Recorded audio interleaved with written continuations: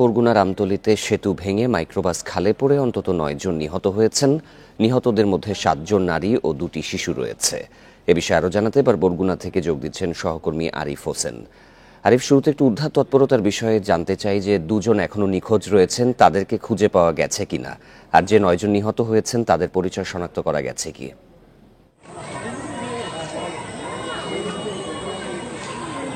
আসলে আমরা জানিয়ে রাখি যে 9 জন নিহত হয়েছে, তাদের পরিচয় এখনো শনাক্ত করা হয়নি। লাশ হস্তান্তরের কার্যক্রম এখনো শুরু হয়নি। যখন পরিচয় শনাক্ত হয়ে লাশ হস্তান্তর করবে হয়তো আর কিছুক্ষণের মধ্যে, এমনটা আমরা শুনতে পেরেছি। তবে এই যে যারা 9 জন নিহত হয়েছে, 9 জনের ভিতরে 7 জন হলো মাদারীপুরের শিবচর অঞ্চলের।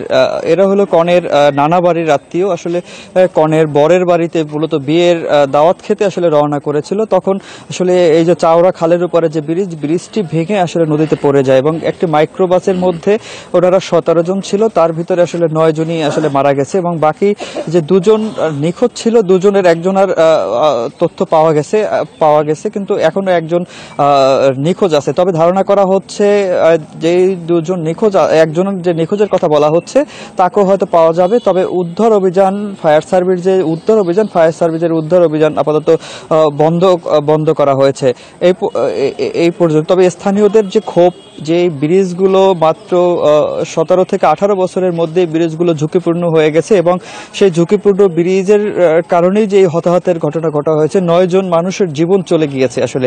তবে এই ব্রিজটার যে নির্মাণের পর এলজিডির কর্তৃপক্ষ থেকে কোনো ধরনের রিপেয়ার বা মেরামত বা এটা কোনো ঝুঁকিপূর্ণ হয়েছে কিনা সে ধরনের কোনো নির্দেশনা কিন্তু দেওয়া হয়নি। যদি এই ধরনের কোনো নির্দেশনা দেয়া থাকতো তাহলে কিন্তু এই ধরনের আজকে যে মর্মান্তিক যে দুর্ঘটনা ঘটেছে এই ঘটনা ঘটতো না। এবং একই অবস্থা ওই সমসাময়িক সময়ে এই ধরনের যে ব্রিজগুলো, আয়রন ব্রিজগুলো যে কয়টা নির্মাণ করা হয়েছে এবং সবগুলো ব্রিজই কিন্তু এই ধরনের ঝুঁকিপূর্ণ। ইতিমধ্যে জেলায় বেশ কিছু ব্রিজ কিন্তু ইতিমধ্যে ভেঙে গিয়েছে। তবে যে ব্রিজগুলো এখনো আছে, টিকে আছে, সেই ব্রিজগুলোও কিন্তু ঝুঁকিপূর্ণ।